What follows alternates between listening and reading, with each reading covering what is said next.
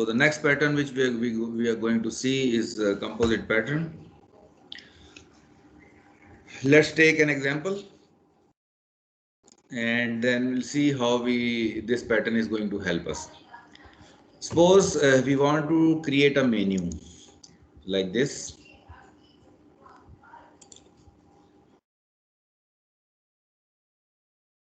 There is a top level menu, then sub menus, then there might be endless hierarchy. The leaf elements, there would be some leaf elements and there would be some sub menus which may lead to further leaf nodes. So such type of hierarchical structure is often required to be made for menus, for bill of material structure in store inventory applications, for example. So this is one of the common requirement in software applications. So composite pattern is how we define it. Composite pattern allows you to compose object into a tree structure. So basically, with this composite pattern, we can create tree structures and without any limitation, we can create as many childs as we need. And composite lets client treat individual objects and composition of objects uniformly. So this is important, that if there are leaf elements or there are menus, all can be handled in a similar fashion by the client. Client will have a similar interface to deal with the menu nodes or leaf nodes. So that's why the statement is composite lets client treat individual objects and composition of objects uniformly. Whole same as part. Again, we can say it like this. Using composite structure, we can apply the same operation over both composites and individual objects. तो यहाँ पे composite होंगे जो कि menus हैं हमारे, और जो leaf nodes हैं जिन्हें हम menu item कह रहे हैं वो हमारे होंगे जो हैं, आप समझ लें कि लीफ नोड कह लें, लीफ नोड होंगे. तो फॉर एग्जांपल अगर हम प्रिंट की कमांड देते हैं तो प्रिंट कमांड हम मेन्यू आइटम्स को भी दे सकते हैं जो कि कंपोजिट्स हैं हमारे पॉइंट ऑफ व्यू से, और प्रिंट की कमांड हमारी लीफ मेन्यू आइटम्स के लिए भी हो सकती है जो लीफ नोड हैं. तो ये पॉइंट ये कि क्लाइंट प्रिंट की कमांड अगर देनी है तो ये कोई भी कमांड हो सकती है, लेकिन कोई भी एक ऐसी कमांड है जो कि हर एक को सिमिलर फैशन में दे सकता है. That's why we say that using composite structure we can apply same operation over both composites and individual objects. तो menu item individual objects हैं और composites जो हैं ये हमारी menu items हैं which can compose other nodes. In other words, in most cases we can ignore the difference between composition of objects and individual objects. तो client can ignore the difference कि क्या composite objects को कैसे मैंने deal करना है और कैसे मैंने इंडिविजुअल ऑब्जेक्ट्स को डील करना है. क्लाइंट के लिए यही मटेरियल है, इंटरनल स्ट्रक्चर उनका. So this is generic structure for a composite pattern. Here you can see a client, there is a client and client deals with the top node which we call as component, and component has two kinds of children. One is a leaf and other one is a composite. And the difference between how we recognize leaf and a composite, that composite can compose component, which is the parent of composite. Composite can compose a component which is parent of component. It means that composite can compose leaf and composite can compose another composite. So this association makes it flexible, and because of which client can handle all the nodes which are kind of component simultaneously. For example, there is an operation method. Operation method is in leaf and operation method is also in the composite. So as far as operation method is concerned, if client wants to execute an operation method, it can execute it in a similar fashion for on leaf, because it is a common interface. Operation is a common interface between the two, whereas other add, remove, get are not in the leaf, but operation is common. So as far as operation is concerned, client can handle operation method for leaf and composite in a similar fashion or in a similar way. So such type of for creating such type of common operations, we generally make use of composite structure. There are three more methods like add, remove, get child. These methods are basically for creating the tree structure. Once the tree structure is created, then only one method might be useful, that is operation. So it can do operation on both the kind of nodes. So these are only three classes, but these three classes, once instantiated, we can create huge tree structures. Just by combination of these three classes, we can create a huge tree structure. So this is beauty of composite pattern.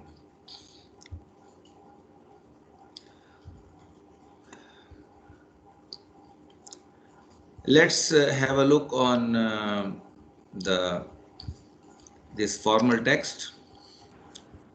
The component may implement default behavior for add, remove and get child and its operations. तो ये हो सकता है कि component इनको abstract रखने के बजाय इनकी कोई default implementation यहाँ पे हम डाल दें. That is also one of the possibility. और note that leaf also inherits methods like add, remove, get. ये तीनों method ये भी inherit तो कर रहा है, which don't necessarily make a lot of sense for leaf node, क्योंकि leaf ने अपने अंदर कोई component add नहीं करना, क्योंकि leaf node है, ना कोई component remove करना है, ना कोई इसका कोई child है जिसे get करना है. तो ये तीन method immaterial हैं leaf node के लिए. तो ये चीज़ कैसे हैंडल करेंगे हम, ताकि गलती से लीफ नोड इन मेथड्स को कोई लीफ नोड के अगेंस्ट ये मेथड एग्जीक्यूट ना कर सके. तो ये चीज़ भी हैंडल करनी पड़ेगी हमें, जबकि कंपोजिट नोड से रेलिवेंट हैं ये वाले मेथड्स ऐड, रिमूव, गेट, क्योंकि because component composite can add various childs, it can remove its child, it can get any particular child. So these three methods are relevant for composite, but these are not relevant for leaf. But here at the top we are having all the methods. तो इसमें जैसे हमने पहला pattern पढ़ा था strategy pattern, जो से गलतियां हुई थी, कुछ मेथड ऐसे इनहेरिट हो रहे थे कि जो कि यूज़ नहीं कर रहा था उसके कुछ चाइल्ड. तो ऐसी सूरत हाल में, क्योंकि because we have the requirement of creating a tree structure, तो ट्री स्ट्रक्चर इसी तरीके से ही बनाया जा सकता है. तो इसलिए फिर हम will use a special technique, ताकि इन मेथड्स को इस तरह इम्प्लीमेंट करेंगे ताकि कोई मिस्टेकनली लीफ नोड्स के अगेंस्ट उन मेथड्स को यूज ना कर सके. So let's apply this structure onto this case study of creating a menu structure. So the menu is that maybe we want to create a menu for any particular restaurant, and for that menu we again only 3 classes are required. One is menu component. We have few methods like get name, get description, get price, is vegetarian boolean method. It will check value for if something is a vegetarian menu or not. Then there is a print method which is common for both. Then add, remove, get child method which is only relevant for menu items. Get name and get descriptions are common for both, relevant for both. Get price is relevant for menu item only, not for the menu. And is vegetarian is for relevant for menu. So some of the functionality is relevant for menu item and some of the functionality is relevant for menu items. So because we want that the waitress, which is client, should handle all the childs in a similar fashion. So waitress will have the visibility of only at compile time visibility of only menu component class, which is an abstract class. So it also fulfills the requirement that we should program to an interface, not implementation. Okay, let's see how we can implement it. So first of all, the topmost class, which is menu component. ये अभी जो menu component class है, इसकी implementation हम देखते हैं. So for example, for our add menu की कोई implementation की नहीं कर रहे हम. We are just throwing unspotted operation exception for add, remove, get child. और इसी तरह there are few other methods as well. तो इसका फ़ायदा क्या होगा? इसका फ़ायदा इसको होगा कि अगर कोई मेथड, अगर फॉर एग्जांपल मेन्यू को जो मेथड नहीं चाहिए वो इसको इम्प्लीमेंट नहीं करता, तो इसका इनहेरिट तो हो रहा है वो ऊपर टॉप से मेथड. तो अगर कोई टॉप का मेथड कॉल कर लेता है कोई मेन्यू आइटम के अगेंस्ट जो कि वो सपोर्ट नहीं करता, तो you will get the exception of unspotted operation exception. So this is an elegant way of handling the unspotted operations. Any question or query up till this point?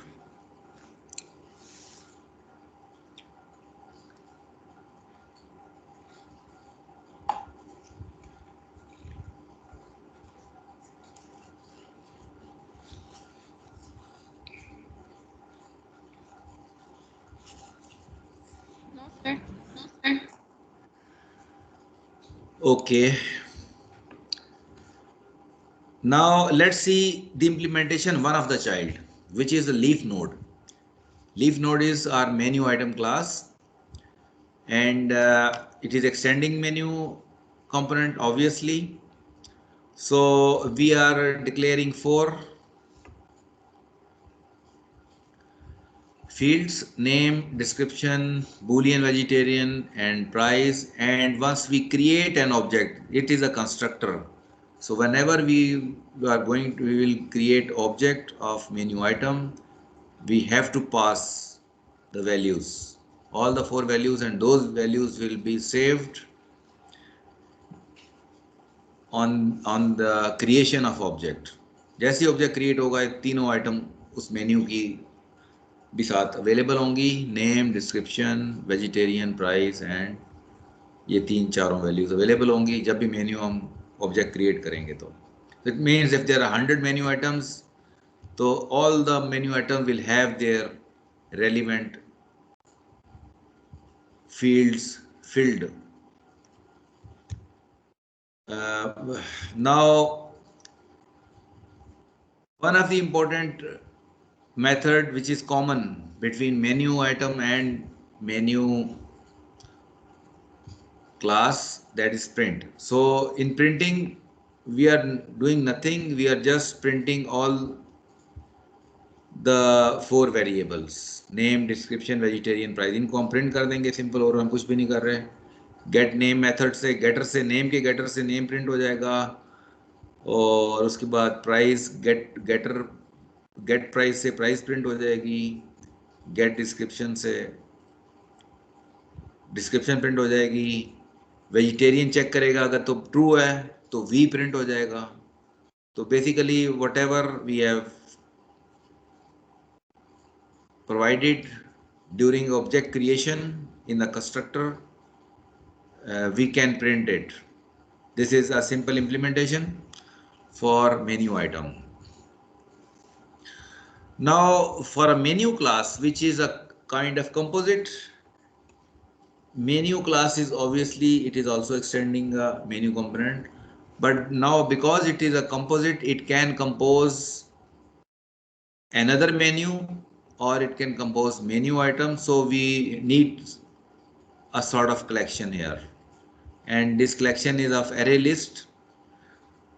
And once we will during इसमें जब हम constructor में क्या करेंगे, menu का नाम और menu की डिस्क्रिप्शन हम साथ ही सेव कर लेंगे। जैसे ही मेन्यू क्रिएट होगा, its name and description will be available. Now how we are going to fill the menu. Menu के चाइल्ड्स कैसे ऐड करेंगे? मेन्यू के चाइल्ड में we are going to just use we have use add method. Add method में हम कोई भी menu component kind की क्लास इसको पास करेंगे और that class will be added to the array. इस एरे में जो मेन्यू कंपोनेंट क्लास है इसके डॉट ऐड करके हम जो भी इसको हम पास करेंगे object, that will be saved in the array. तो इसके जितने भी मेन्यू के जो फर्स्ट चाइल्ड होंगे, मेन्यू के जो फर्स्ट चाइल्ड होंगे, वो सारे फर्स्ट चाइल्ड इस एरे में पड़े हुए होंगे।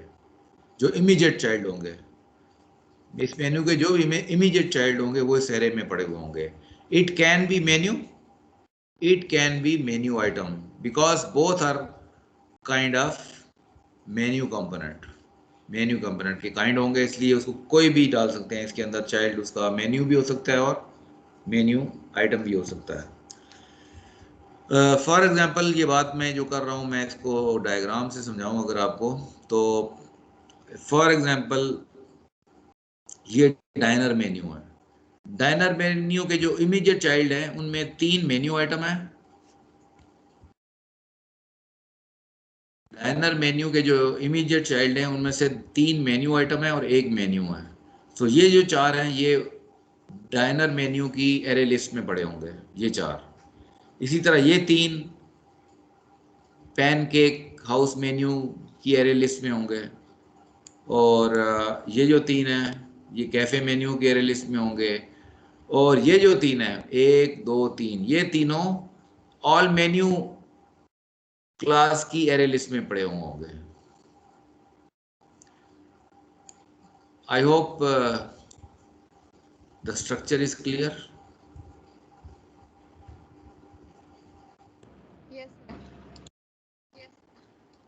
ये जो एरे लिस्ट है, जो इमीडिएट चाइल्ड होंगे वो इसमें रखे जाएंगे एरे लिस्ट में। सो जो भी इमीडिएट चाइल्ड होंगे those will be added with this add method. अब उनमें से किसी को रिमूव करना है तो एरे लिस्ट से रिमूव करने वाला मेथड है ये डॉट रिमूव। जो ऑब्जेक्ट पास करेंगे वो रिमूव हो जाएगा।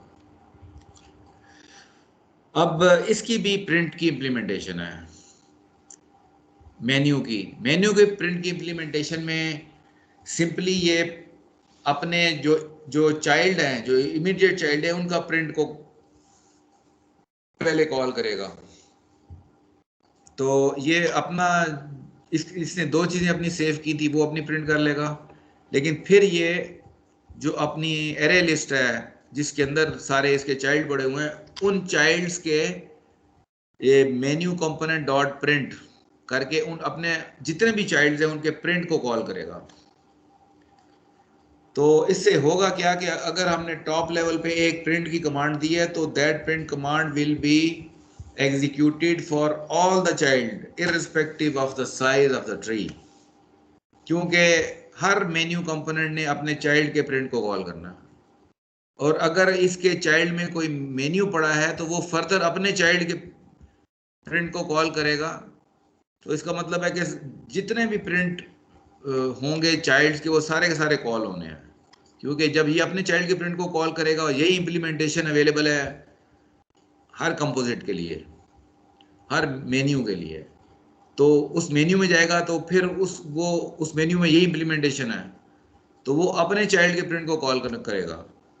तो just with a single print command the whole menu can be printed.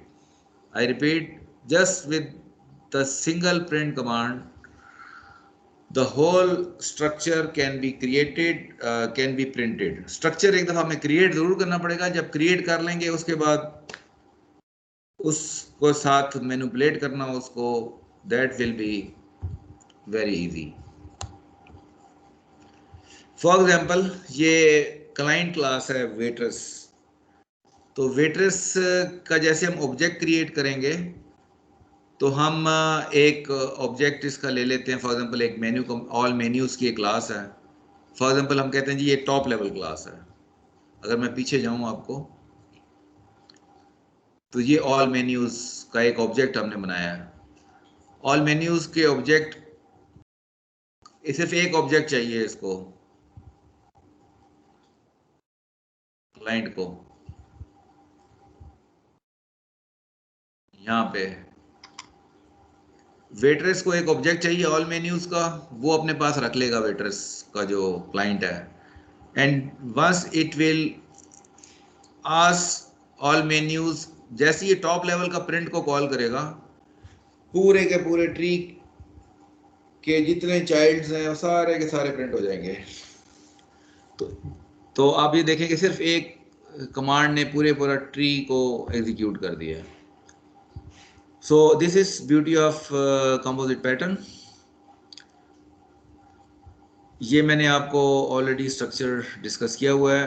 तो बेसिकली अब इसको ट्री स्ट्रक्चर क्रिएट एक दफ़ा हमें करना पड़ेगा कि कौन सा ऑब्जेक्ट किसका चाइल्ड है, ये हमें बताना पड़ेगा। वो हम कैसे बता सकते हैं? Let's see. For example we have a menu test drive, this is a main method. तो हम ये फॉर एग्जांपल ये हम ऑब्जेक्ट क्रिएट करने जा रहे हैं पैनकेक हाउस मेन्यू। अगर आप पीछे जाएंगे तो ये पैनकेक हाउस मेन्यू है, डाइनर मेन्यू है, कैफे मेन्यू है। ठीक है, तो अब मेन्यू अगर क्रिएट करना है तो मैं क्या करूँगा?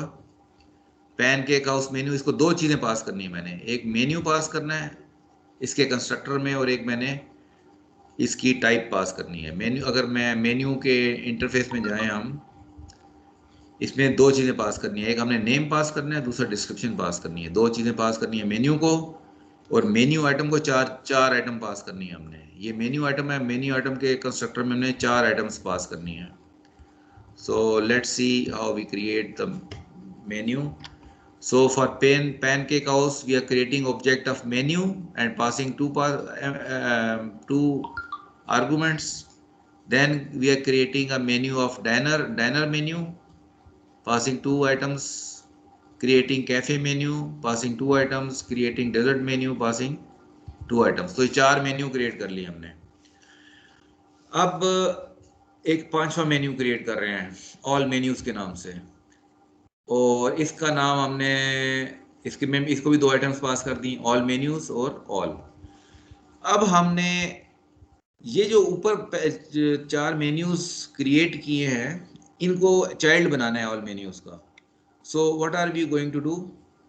We are executing all menus dot add. पहला ऑब्जेक्ट पास कर देंगे पैनकेक हाउस। फिर dot add diner menu pass कर देंगे, इसी तरह फिर ऐड करेंगे तो थर्ड मेन्यू पास कर देंगे। So now we are creating these top menus as child of all menus. तो इसका मतलब है कि child menu all menus parent बन जाएगा और ये चाइल्ड बन जाएंगे उसके। So this how we are creating a tree structure. अब अगर हम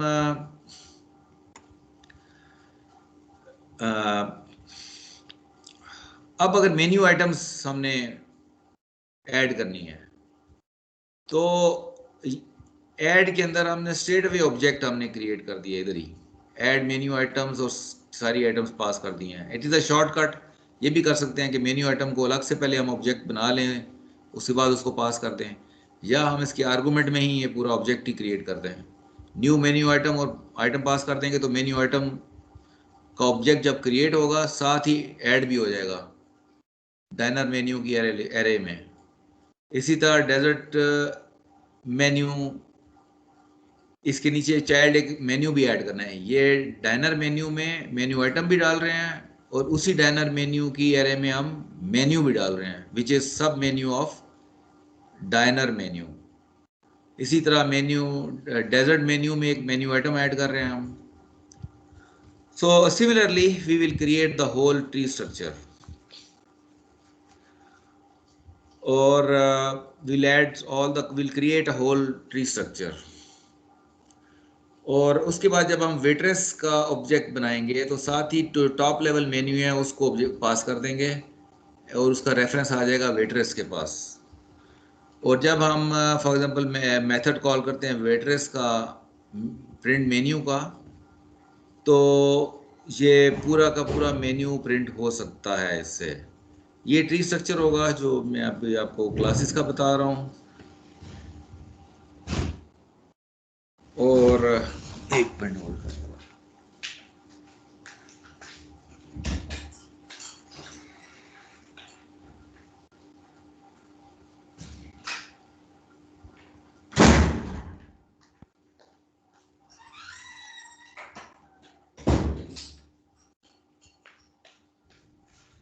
ओके सॉरी, आंधी चल पड़ी है, दरवाजे बंद किए। तो ये देखें, एक कमांड देने से वेटर्स डॉट प्रिंट मेन्यू देने से पूरा का पूरा मेन्यू प्रिंट हो जाएगा। सो this is the advantage of composite pattern, that we can create a complete tree structure and then we can handle that tree structure very elegantly. इसमें अब लिख रहे हैं हम वेटर्स का ऑब्जेक्ट बनाया, साथ ही मेन्यू पास कर दिया। फिर हमने जब वेटर्स डॉट प्रिंट मेन्यू किया तो प्रिंट मेन्यू के अंदर लिखा हुआ है ऑल मेन्यूज डॉट प्रिंट। तो प्रिंट जो है वो अपने चाइल्ड्स को, जो मेन्यू के प्रिंट होंगे वो अपने चाइल्ड को पहले एग्जीक्यूट करवाएंगे, बाद में अपने आप को प्रिंट करेंगे। So let me give you a little demo for that.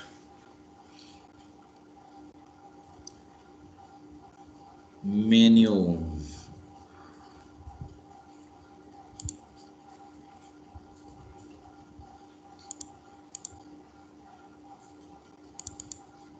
this is a test drive। अब ये पूरा मेन्यू हमने एक दफ़ा क्रिएट कर दिया है।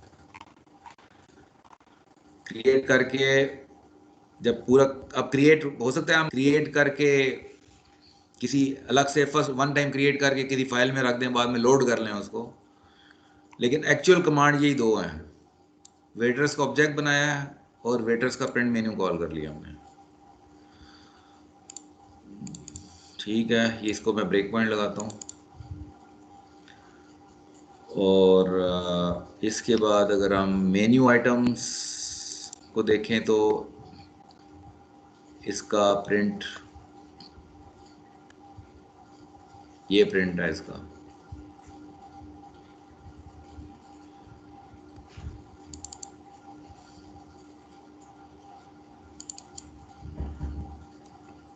और ये मेन्यू कंपोनेंट है, इसमें जितनी इम्प्लीमेंटेशन है सारी अनसपोर्टेड के साथ है, ताकि गलती से अगर कोई यूज़ भी करे, अगर चाइल्ड अगर इसको इम्प्लीमेंट ना भी करे तो और उसकी वजह से वो यूज करे कोई उसको, तो it should get unsupported operation और एक्सेप्शन। और मेन्यू के इम्प्लीमेंटेशन में प्रिंट मेथड इज इम्पॉर्टेंट, और इसमें ये कमांड है important, menu component dot print. तो इसको थोड़ा सा एग्जीक्यूट करके देख लेते हैं।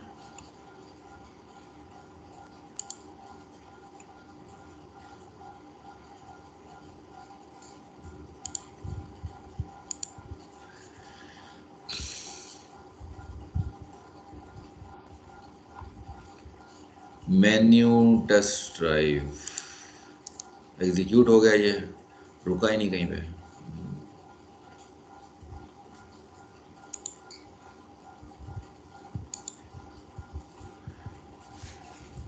ये अब ये सारा मेन्यू बन चुका है, यहाँ तक मेन्यू सारा क्रिएट हो चुका है। पैनकेक हाउस, डाइनर मेन्यू, इसके अंदर ये पैनकेक हाउस मेन्यू है, तो इसके अंदर मेन्यू कंपोनेंट की एरे है।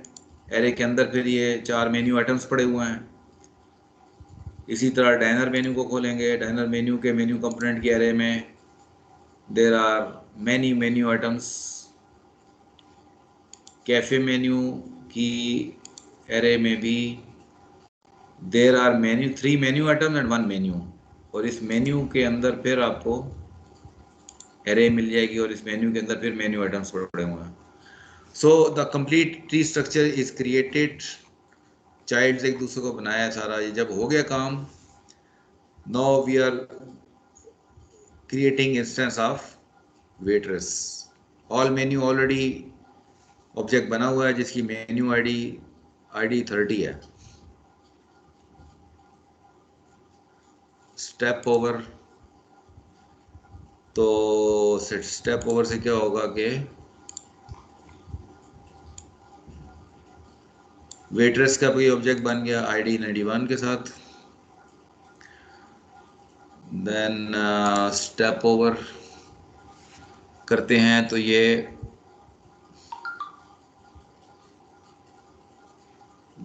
ब्रेकफास्ट मेन्यू का ऑब्जेक्ट इसके अंदर पड़ा हुआ, उसका प्रिंट कॉल होने लगा।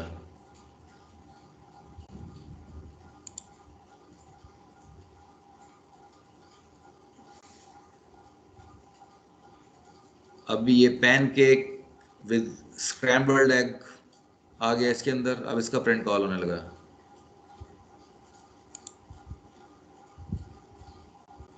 अब ये मेन्यू आइटम है, तो इसलिए मेन्यू आइटम वाला प्रिंट में पहुंच गया हम। और चीज़ें देखें नीचे कंस्ट्रक्ट हो रही हैं। Pancake house, breakfast, KB pancake, price 2.99, pancake with scrambled eggs and toast. अब दूसरा मेन्यू आने लगा।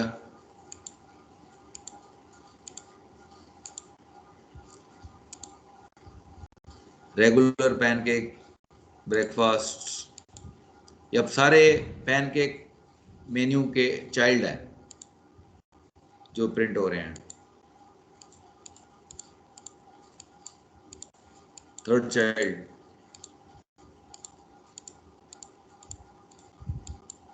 Fourth child.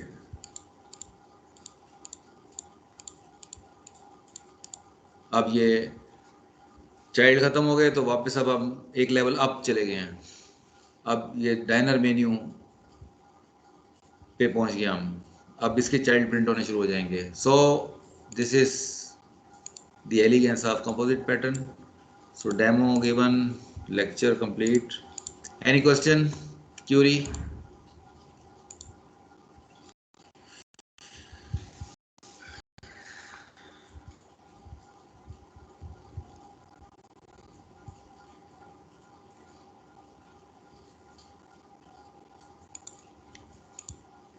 चलें जी, ठीक है फिर। If there is no question query, so will meet in इंशाल्लाह इन नेक्स्ट वीक।